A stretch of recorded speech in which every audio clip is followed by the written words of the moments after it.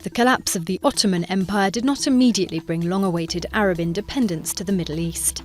During World War I, Britain and France had secretly partitioned the region into their own areas of influence under the Sykes-Picot Agreement.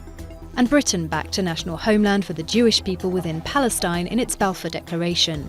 In the struggle to oust European powers in the decades that followed, Arab nationalism often overshadowed recurring tensions in the region between Sunni and Shiite Muslims, or between ethnic groups like the widely dispersed Kurds calling for an independent state.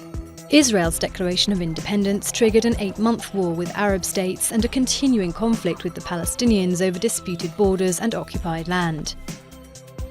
Western independence on Middle East oil shaped political alliances in the region, home to most of the world's reserves, the US-Saudi partnership, for example.